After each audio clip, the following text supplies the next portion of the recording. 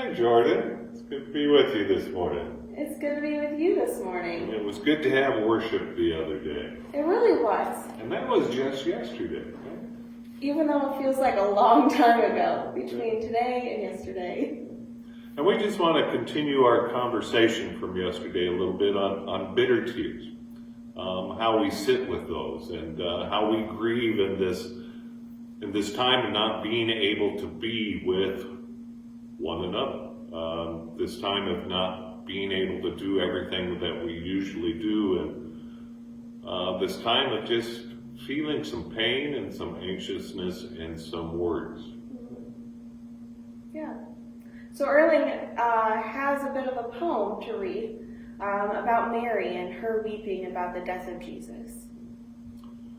So this poem came to me a couple years ago on Easter. It comes from the Gospel of John, where John says Mary stood weeping outside the tomb.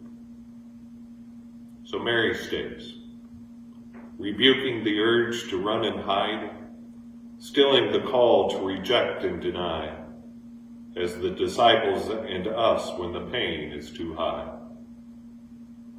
Mary stays, remains at the sight of her woe and weeps, stares in the void of no body to keep, alone and apart except strangers to label her grief. Mary stays, allowing the experience to express her pain, hoping beyond the tired and overused refrain, learns perception as she hears Jesus calling her name. Mary stays, facing the reality she encounters revelation, confronting the mystery she receives recognition, leaving the tears she emerges into new life creation. Sometimes it's a need to cry, to sob, to weep, to stay in the midst of it in order to find grief's purpose in your life. Yeah, so I was talking to Erling earlier about how this season of March is just a grief time in my life. My fiance passed away almost 6 years ago on March 30th. And how that grief, we could talk about the blanket of grief, but there's also little bits of grief that go along with it. Like the grief of missing a hug, or the grief of when I was doing homework and had to write a paper, I just missed his presence and his jokes. And how this grief evolves, but I had to acknowledge those little griefs. Kind of like how we should probably acknowledge the fact that we might be grieving how we have to work from home. We might be grieving if we're seniors. You don't have that last year. You don't have that last spring semester. You might not have prom, and you're grieving that loss.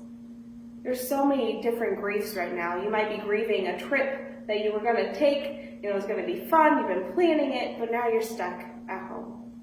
And so we're acknowledging these griefs right now. We're acknowledging these pains. Yeah. But you also need to be aware.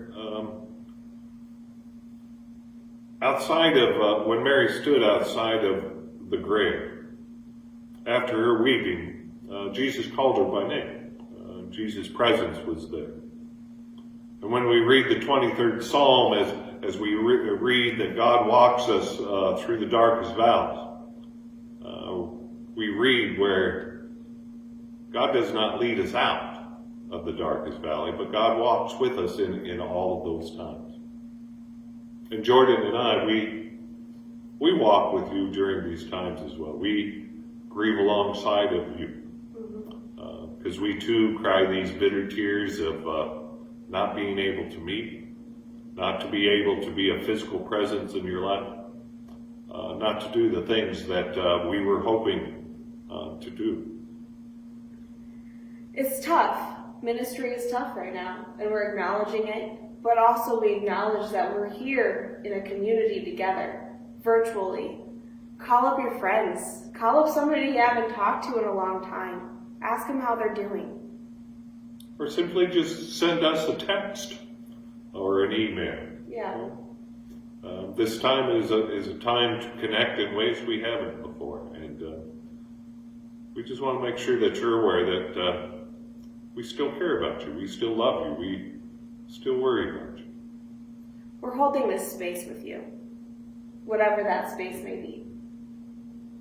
So as you embark on this week, on this journey through this another week of quarantine, another week of things that are different, social distancing, remember that God is with you, and we are also with you on this journey. Peace. Peace to you guys.